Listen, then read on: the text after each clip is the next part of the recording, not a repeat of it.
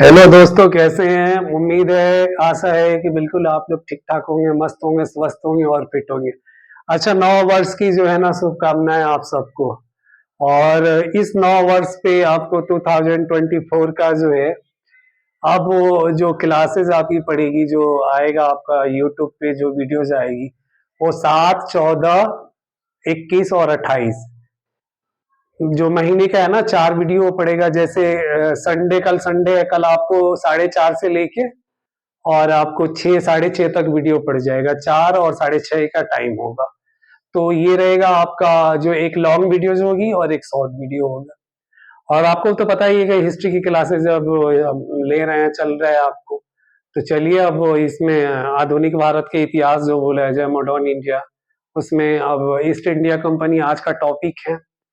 तो east India company के topic को शुरुआत किया जाए। देखिए, अच्छा मैं बोल रहा हूँ, ईस्ट इंडिया कंपनी का सबसे पहले टॉपिक स्टार्ट करने के पीछे, जो ईस्ट इंडिया कंपनी जब आई थी भारत में, जब स्थापित हुई, ब्रिटिश राज ने जब स्थापित किया भारत में, हिंदुस्तान में जब, तो कैसे उन्होंने अपनी जो राजनीति का बोला जाए, कैसे परचम उन्होंने फहराया था, उपनिवेशवाद का प्रसार प्रसार उन्होंने किया यहाँ पे। और औपनिवेशिक होड़ के बीच में उन्होंने जो बोला जाए, भारत, इसके अलावा जो है आपको भारत उपमहाद्वीप को देखा जाए पूरा, उधर में आपको जापान का हो गया।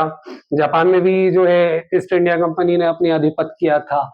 आपको इधर चाइना तक चले जाइए, आपको इंडोनेशिया तक चले जाइए, तो ये रह गया। और भारतीय उपमहाद्वीप में आपको बता दे रहा हूँ, भारतीय उपमहाद्वीप में आपको हिंदुस्तान, पाकिस्तान, श्रीलंका, बर्मा, बांग्लादेश, आपको नेपाल, अफगानिस्तान, ये भारतीय उपमहाद्वीप के अखंड भाग होते थे। ठीक, बाद में इनका पार्टीशन करके अलग अलग कंट्री बनाया गया। तो वो आगे जब हम चलते जाएंगे, वो सब टॉपिक आपके पास आता जाएगा। ईस्ट इंडिया कंपनी आई यहाँ पे कैसे और किस तरीके से आई, उन्होंने कैसे राजनीतिक का बीज बोया, यहाँ पे फूट डालो और शासन करो की नीति अपनाया। और ईस्ट इंडिया कंपनी से पहले Portuguese east India, French east India company थी। तो उनको इन्होंने, ईस्ट इंडिया कंपनी ने उनका कैसे जड़ को खत्म किया।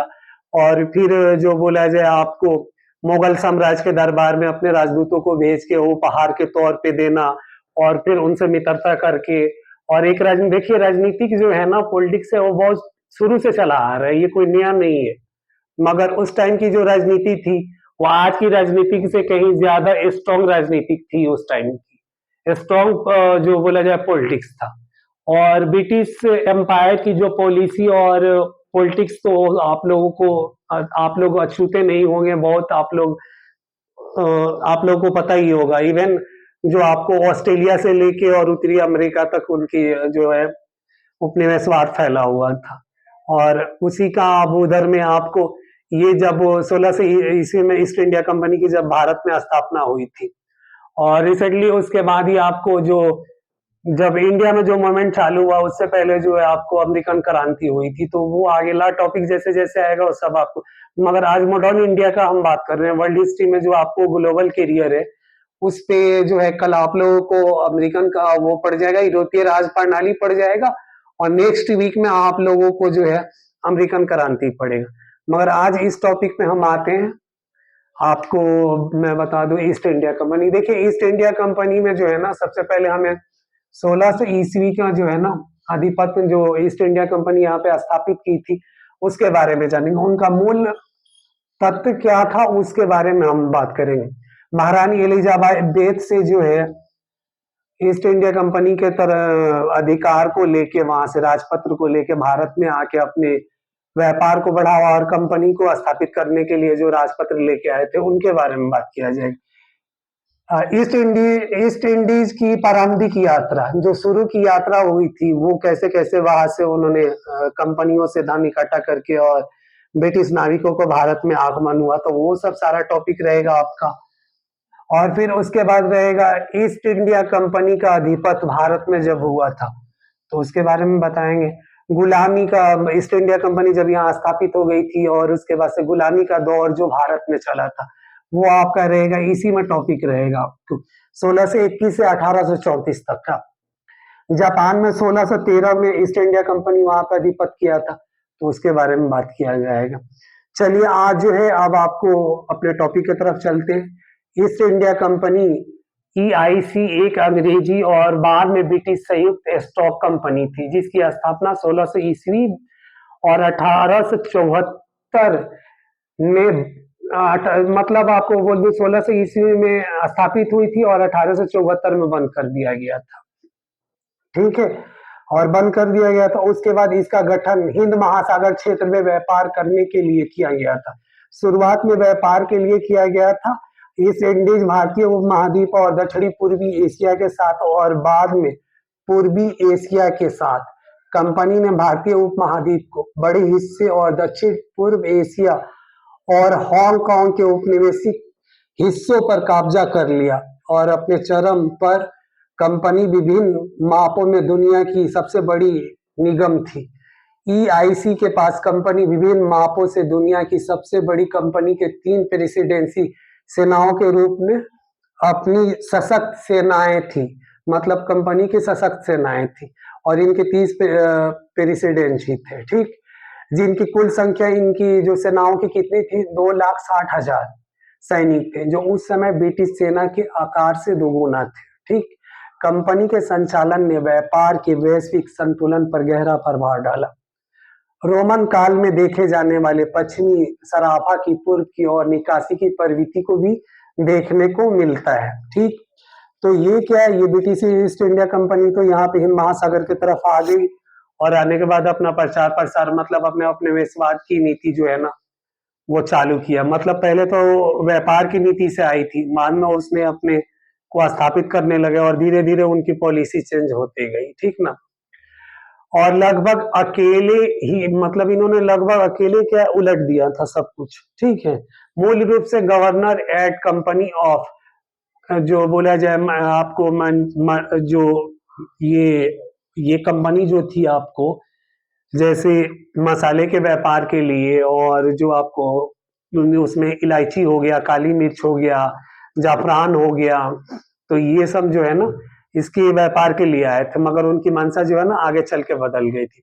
और ये merchants of London trading into the east India के रूप में चार्टर है।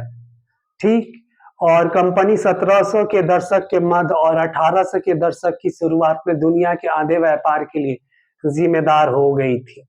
मतलब क्या जिम्मेदार, आधी दुनिया पे इनका कब्जा एक तरह से हो गया था। विश्व की इसकी ईस्ट इंडिया कंपनी जो थी एक सिर्फ इंडिया में ही, भारत में ही नहीं था। इनकी कंपनी जो है ना आपको अमेरिका में भी अमेरिकन उपनिवेशवाद जो जब आपको पढ़ाया जाएगा तो वहां पे भी ब्रिटिश जो है अपना आधिपत्य जमाए हुए थे और वहां पे भी उनकी कंपनी जो है वो मनमाने ढंग से टैक्स कर और वसूलते थे। वही हाल इंडिया में था। ठीक ना, आगे चल के इनका ये शुरुआती हुआ।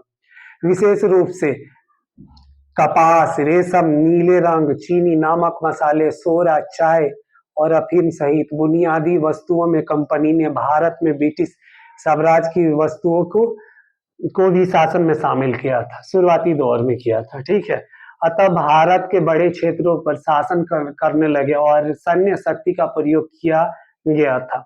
मतलब यहाँ पे अपने व्यापार को बढ़ावा देने के लिए उन्होंने सैन्य शासन की भी जो है ना उपयोग किया था और प्रशासनिक शक्तियों को संभाला था।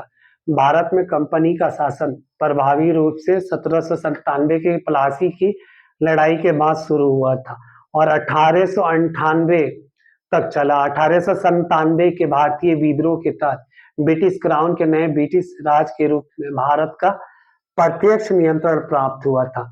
1857 को आपको पता ही है कि भारत का जो है ना पहला स्वतंत्रता संग्राम के नाम से भी जाना जाता है। और उसके बाद 1858 में जो है ना ब्रिटिश क्राउन को जो है ना प्रत्येक रूप से भारत पे नियंत्रण प्राप्त हुआ था। ठीक, सरकारी हस्तक्षेप के बावजूद कंपनी को बाद में अपनी वित्त के साथ साथ बार बार समस्याओं का यानी बार बार जो समस्याएं उत्पन्न हो रही थी उसका सामना करना पड़ रहा था। एक साल पहले अधिनियम ईस्ट इंडिया कंपनी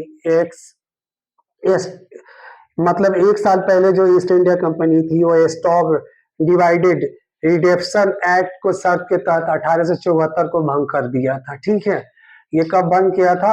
1874 में भंग किया था। और फिर जो है ना अंग्रेजों की जो है पॉलिसी वो चेंज हुई उसके बाद का आगे की तरफ।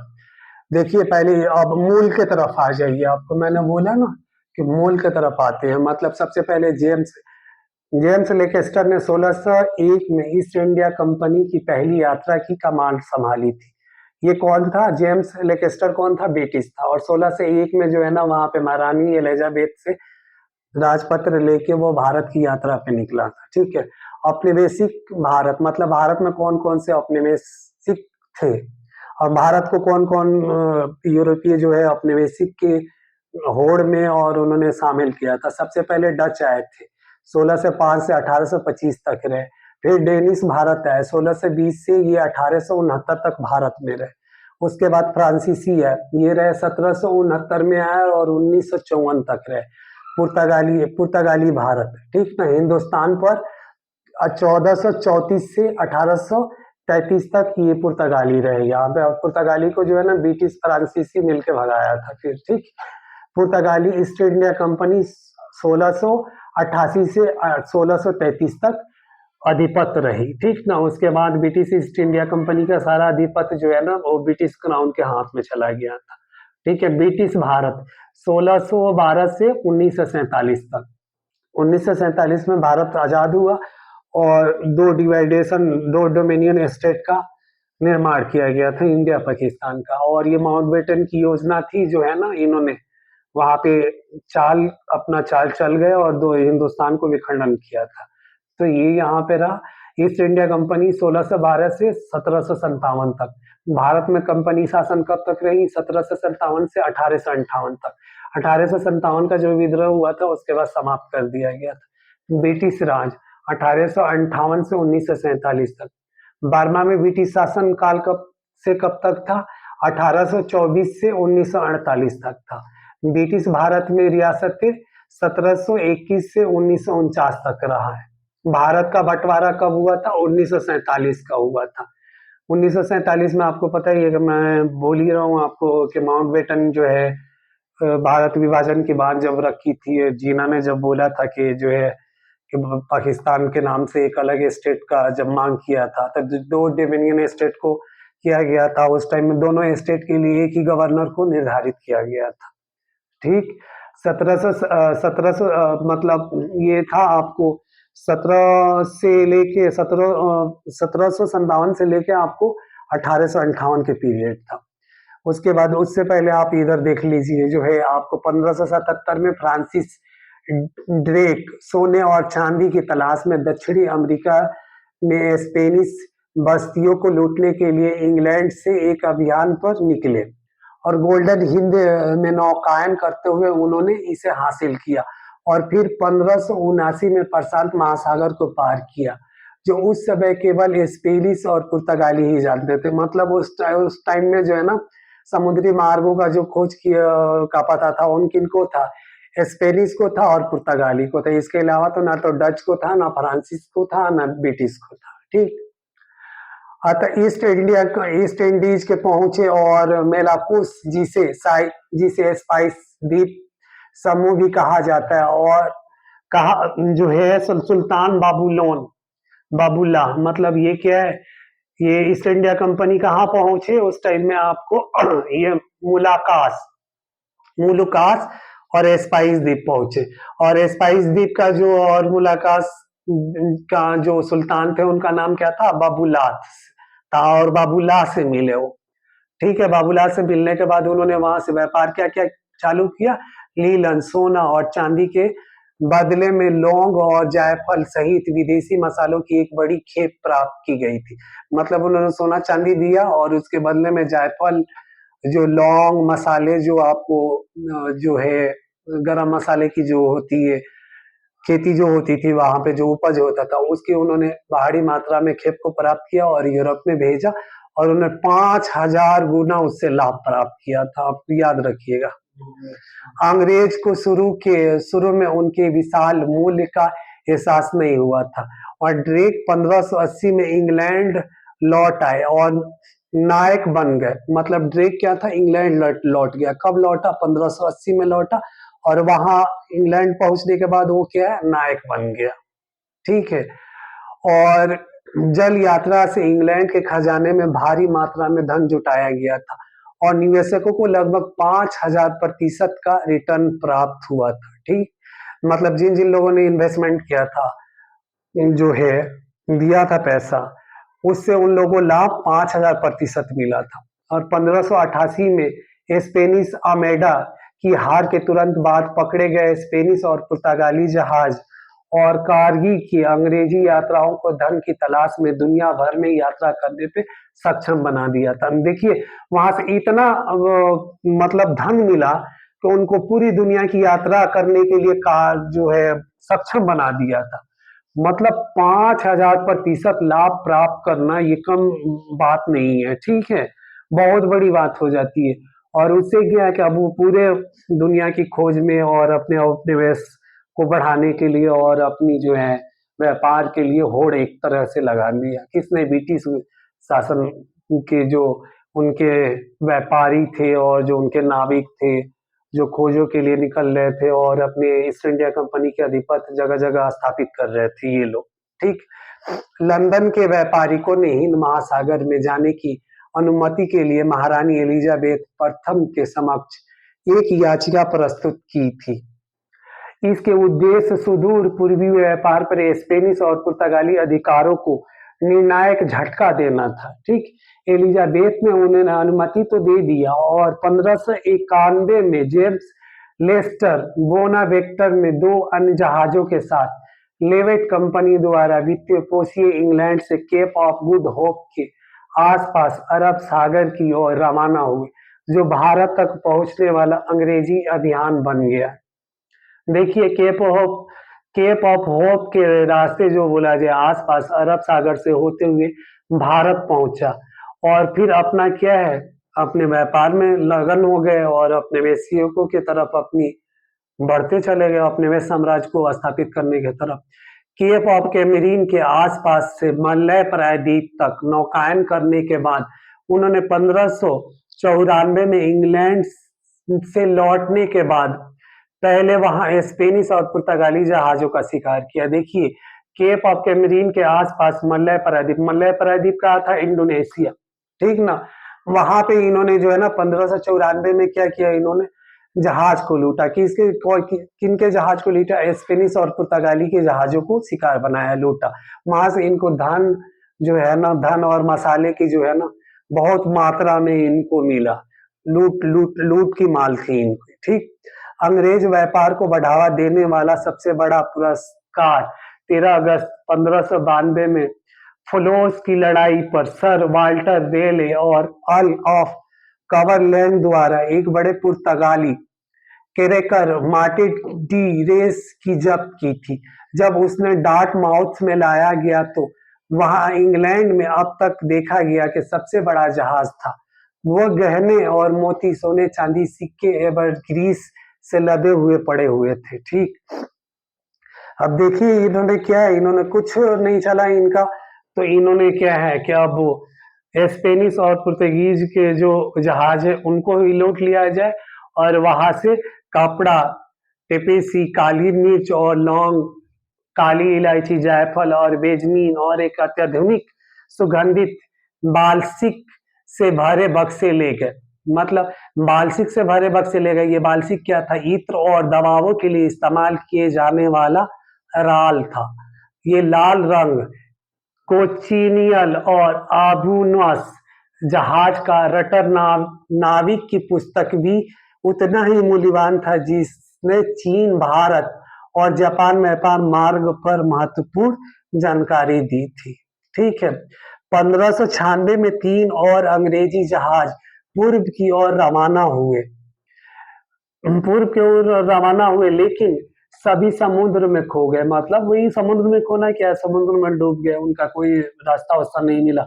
और आपको पता है कि समुद्र में जब थपेड़े चलते हैं जब वहां पे, तो वो कैसे चलता है और हवा जब आती है तो समुद्र की जो दिशा है वो पूरा बदल जाता है, तो उसी में वो विलुप्त हो गए होंगे। जाहिर सी बात है, लालच उन्होंने की थी, एक बार देख के चला जाए, इतना माल मिला और फिर चला जाए, फिर उसी में उन्होंने आई होगी बड़ेड़ा उड़ा ले गया होगा बस। तो हालांकि 1 साल बाद राफल ब्रिज का आगमन हुआ, जो एक साहसी व्यापार था जिसने अपने साथियों के साथ मेसोपोटामिया, फारस की खाड़ी, हिंद महासागर, भारत और दक्षिण पूर्व एशिया की 9 साल की उल्लेखनीय यात्रा की थी। फीच से भारतीय मामलों पर सलाह ली गई और उन्होंने लेकेस्टर को और भी अधिक मूल्यवान जानकारी दी गई थी। ठीक है, अब देखिए कितनी बड़ी इनको जानकारी मिल रही है फीस को और कितना इनका लाभ हो रहे हैं। और पहले का लाभ देखकर इन्होंने फिर अपने एक पूरे जो है ग्रुप को भेजा और समुद्र में ही खो गए।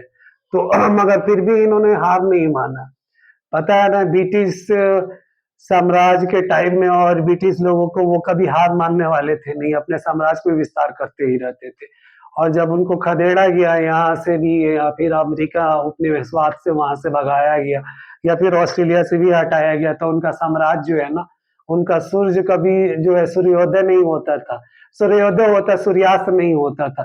और जब सूर्योदय के जगह पे उनका सूर्य जब सूर्यास्त होने लगा तो फिर उनका जो है ना डंका बजना ही बंद हो गया। तो ये चीजें थी, ये ब्रिटिश थे। मगर ब्रिटिश अपने हर कीमत पे जो है ना अपना वर्चस्व स्थापित करना जानते थे और चाहते थे। तो वही वही उपज थी उनकी, उपनिवेशवाद की जो मंशा थी वही था और क्या था उनका। चलिए, और 1599 में प्रमुख व्यापारिक और खोजकर्ताओं का एक समूह एक शाही चार्टर के तहत संभावित ईस्ट इंडिया उद्यम पर चर्चा करने के लिए मिला हुआ था।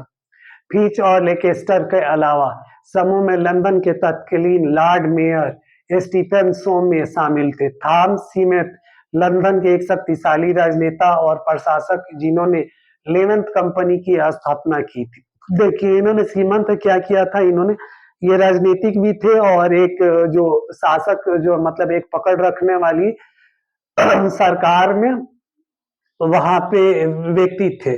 और इन्होंने क्या है, लेवेंथ कंपनी की स्थापना की थी। किस लिए किया था? अपने विश्वास को प्रचार और प्रसार के लिए किया था इन्होंने, व्यापार के लिए किया था। रिचर्ड हाकुलाइट लेखक और अमेरिका के ब्रिटिश उपनिवेशकरण के पक्षधर में और कई अन्य समुद्रिक यात्राएं जिन्होंने ड्रेक और रेले के साथ सेवा की थी। देखिए इन्होंने ड्रेक और रेले के साथ में इन्होंने सेवा यात्राएं की थी। और ये जो है ना थॉमस सीमेंट की जो है कंपनी जो थी आपको लेवेंथ, उसके मदद से इनको मिला था। 22 सितंबर को समूह ने अपना इरादा बताया ईस्ट इंडीज जिनकी समुद्र के लिए वो एक मतलब पर्सन कर सकता था। एक साल के बाद 31 दिसंबर 1600 को वो फिर से बुलाया गया और इस बार वो सफल हुआ और महारानी ने जॉर्ज अर्ल ऑफ कवरलैंड और 218 अन्य लोग हैं, मतलब महारानी एलिजाबेथ ने इनको आज्ञा दी। तो उसमें कितने लोग थे? 218 लोग थे और 218 लोग थे और फिर वो क्या अपनी यात्रा के लिए निकल पड़े। 15 वर्ष अवधि के लिए चार्टर ने कंपनी को केप ऑफ गुड होप के पूर्व और मगलन जल मरुस्थल के पश्चिम के सभी देशों के साथ अंग्रेजी व्यापार पे एक अधिकार प्रदान किया। और चार्टर थॉमस सीमत को प्रथम गवर्नर निर्मित किया गया था। मतलब प्रथम गवर्नर निर्मित किसको किया गया था? थॉमस को किया गया था, याद रखिएगा आप। ठीक, अब आगे के तरफ है ईस्ट इंडीज की, मतलब ईस्ट इंडीज कंपनी की प्रारंभिक यात्रा है। अब यहाँ आ जाइए, आपको आ जाएगा ईस्ट इंडीज की प्रारंभिक यात्राएं आ जाएगा।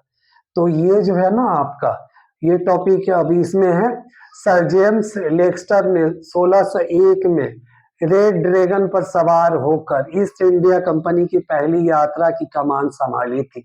मलक्का जल मरुस्थल में नौकायन करते समय लेकेस्टर ने 1200 टन के समुद्र में मतलब समृद्ध पुर्तगाली क्रैकर सिवाय थोम में काली मिर्च और मसाले के साथ ले लिया। मतलब लूटा, ले लिया क्या उसने? लूटा, आक्रमण किया पुर्तगाली जहाज पे और समुद्र में ही लूटपाट के उसके जो है ना 16 मतलब 1200 टन के मसालों का माल उसने लूटा। ठीक ना, लूट से प्राप्त माल को यात्रा को 2 कारखाने स्थापित किए थे। किसने? इसने सर जेम्स लेकेस्टर ने 2 अपना कारखाना स्थापित किया जो माल लूटा था उससे।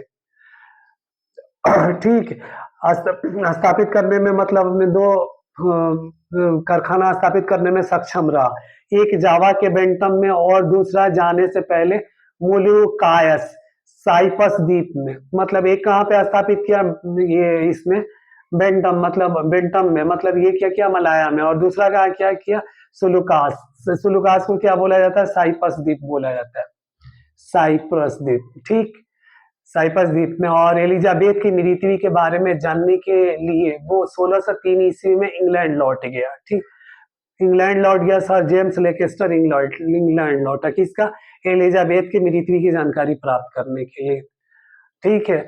और लेकिन यात्रा की सफलता के कारण लेकेस्टर ने नए राजा जेम्स प्रथम द्वारा नाइट की उपाधि दी गई थी। किसने, किसको? लेकेस्टर को जेम्स ने नाइट की उपाधि दी थी। और स्पेन के साथ युद्ध समाप्त हो चुका था उस टाइम में, ठीक।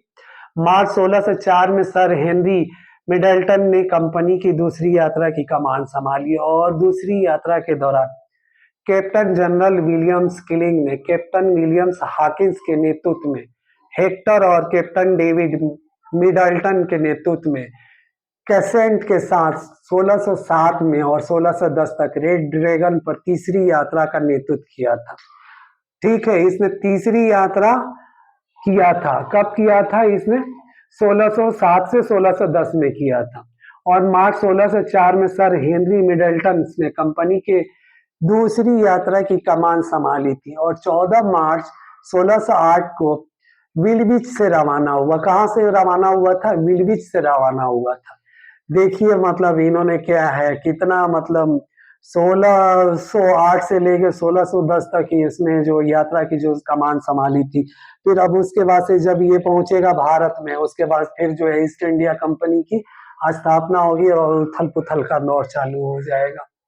अब इसके बाद पहुंचने के बाद ईस्ट इंडिया कंपनी की स्थापना का नींव रखेगा, ठीक है। तो अब ये टॉपिक की तरफ आप आइए, यहाँ पे भारत में पैर जमाना, ठीक ना। अब यहाँ से भारत में जो है ना ब्रिटिशों का पैर जमना शुरुआती दौर पे नींव पड़ जाएगा। 1608 में कंपनी के जहाज गुजरात के सूरत में खड़े हुए थे, मतलब सूरत पहुंचा था।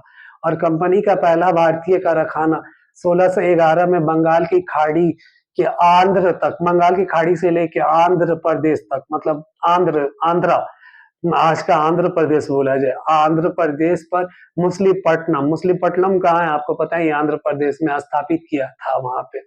और इसका दूसरा मुस्लिपट्टनम आंध्र प्रदेश में है और आंध्र प्रदेश में उसने बंगाल में भी एक अपनी ईस्ट इंडिया कंपनी की एक कोठी स्थापित की थी और दूसरा मुस्लिपट्टनम में स्थापित किया था।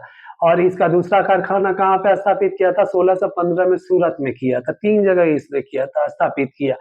और शुरुआत में जेम्स प्रथम को इंग्लैंड में अन्य व्यापारिक कंपनियों को सहायक लाइसेंस देने के लिए प्रेरित किया था। हालांकि 1609 में उन्होंने ईस्ट इंडिया कंपनी के चार्टर को अनिश्चित काल के लिए नवनिर्मित किया था। नवनिर्मित मतलब एक नया तरीका से इस प्रावधान के साथ किया कि यदि व्यापार को 3 वर्ष तक लाभहीन रहा तो इसके विशेष अधिकारों को रद्द कर दिया जाएगा। देखिए अब यहाँ से क्या, इसने भी राजनीति खेलना चालू कर दिया, देख लीजिए। अब यहाँ पे इसको क्या है कि अब यहाँ से तोड़ फोड़ का चालू, उथल पुथल का दौर चालू होगा। चलिए आगे चलते हैं। 1615 में जेम्स प्रथम ने सर थॉमस रो को मुगल सम्राट नूरुद्दीन सलीम जहांगीर से मिलने का निर्देश दिया और 1605 से 1627 में एक वाणिज्य संधि की व्यवस्था करने के लिए जो कंपनी को सूरत और क्षेत्रों में निवास करने और कारखाने स्थापित करने का विशेष अधिकार देगी। बदले में कंपनी ने सम्राट को यूरोपीय बाजार में सामान और दुर्लभ वस्तु उपलब्ध कराने को कहा गया। जहांगीर ने सर थॉमस रो से एक पत्र जेम्स के पास भेजा था। देखिए सफल हो गए जहांगीर के दरबार में पहुंच के अपने कोठी को स्थापित करने के लिए। अब यहाँ जहांगीर भी पत्र लिख के भेज रहे हैं वहां पे आपको ब्रिटिश क्राउन के पास। तो अब देखिए अब यहाँ से गुलामी का दौर चालू होगा। अब आ जाइए गुलामी का दौर 1621 से 1834 तक का ये दौर है, ये काल है, ये जो पीरियड है आपका। ईस्ट इंडिया कंपनी के अभिलेखों से पता चलता है कि दास व्यापार उसकी भागीदारी 1684 ईस्वी में शुरू हुआ जब एक कैप्टन रॉबर्ट नॉक्स को 250 दासों को मेडागास्कर से सटे हेलेना तट खरीदे और ले जाने का आदेश दिया गया। देखिए मेडागास्कर पे भेजा गया इनसे दासों को खरीद कर और बेचने के लिए। मार्टिनिका के अनुसार ईस्ट इंडिया कंपनी ने 1620 के दशक की शुरुआत में एशिया और अटलांटिक में दासों का उपयोग और परिवहन शुरू किया गया था। रिचर्ड एलन के अनुसार 1621 में ब्रिटिश राज और वेस्ट अफ्रीका मतलब अफ्रीका का, पश्चिमी अफ्रीका का स्क्वाड्रन के रूप में रॉयल नेवी की कई कानूनी धमकियों के बाद कंपनी ने 1834 में व्यापार समाप्त कर दिया और विभिन्न जहाजों में अवैध व्यापार के संकेत थे। देखिए ये जो है जो दासों का आपको मैं बता दूं, वो व्यापार करते थे, बेचते थे। वह कहाँ? अफ्रीका से उठा के अफ्रीका में, वेस्ट अफ्रीका में ले जाना, फिर वहां से इधर भारत में अपनी मजदूरी के लिए, और सबसे ज्यादा जो है ना दासों के लिए लेके जाते थे आपको नॉर्थ अमेरिका में। आपको ये अमेरिका ले जाते थे, अटलांटा जो है, अटलांटा का क्षेत्र तो वो सारा वही आ जाएगा, उत्तरी अमेरिका और दक्षिणी अमेरिका पूरा लग जाएगा, अटलांटा का जो क्षेत्र है। तो वहां पे जो है ना उन्होंने अपने व्यापार को बढ़ावा देने के लिए मजदूरी के तौर पे वहां पे खेती के लिए लकड़ी के हो गए, और वहां पे मसाले का भी, और वहां से लौह का भी बहुत ज्यादा उत्पाद होता था उत्तरी अमेरिका में। तो वो भी रहा, मगर उत्तरी अमेरिका में भी जब वहां पे इनका ये रहा तो वहां पे भी बोस्टन की टी पार्टी, जो वहां पे उन्होंने चाय पे कर लगाया, अंदरूनी कर लगाया, बाहरी कर लगाया, तो उसे भी वहां के जो है मजदूरों में एक जो है ना रोष उपलब्ध हो गई, उत्पन्न हुई, और फिर उन्होंने जो है वहां पे क्रांति का बिगुल जो बजाया था। अमेरिका क्रांति आपको पता ही है, अमेरिकन क्रांति जो है ना, वो आपको मैं बता रहा हूँ कि ग्लोबल कैरियर पे अमेरिकन क्रांति आपको नेक्स्ट संडे को पड़ जाएगा। कल जो संडे को आप लोगों को पड़ेगा यूरोपियन राज्य प्रणाली पड़ जाएगा, और इस पे कल संडे है, कल के दिन जो है ना 4 से लेके 6:30 तक का आपका 7 तारीख को या आपको ईस्ट इंडिया कंपनी का ये आपका पड़ेगा। आइए आप लोग यूट्यूब पे, और हमारे चैनल को आप लोग सब्सक्राइब भी कीजिए, लाइक भी, और कमेंट भी कीजिए, कुछ पूछना हो तो पूछिए। चलिए अब अगला जो है लास्ट टॉपिक ये आते हैं जापान 1613 ईस्वी में, ठीक ना। अब इस पे जो है इसमें क्या है, 1613 में ताकुगावा शोगुनाराज के ताकुगावा हितेतादा के शासन के दौरान कैप्टन जॉन सारिस की कमान के तहत ब्रिटिश जहाज कोलो जापान की ओर जाने वाला पहला ब्रिटिश जहाज था। सारिस जावान ने इयासी के व्यापारी पद का मूल कारक था।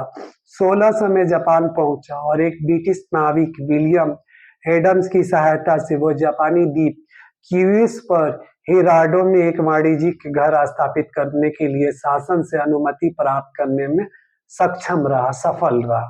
हम ग्रेट ब्रिटेन के राजा सर थॉमस सीमत ईस्ट इंडिया व्यापारी और साहसी लोगों के गवर्नर और कंपनियों के प्रजा से मुफ्त लाइसेंस देते हैं, फ्री लाइसेंस देते हैं, ठीक है। ये किसने बोला? ये जापान के जो वहां की राज प्रणाली, वहां के जो शासक था उसने बोला।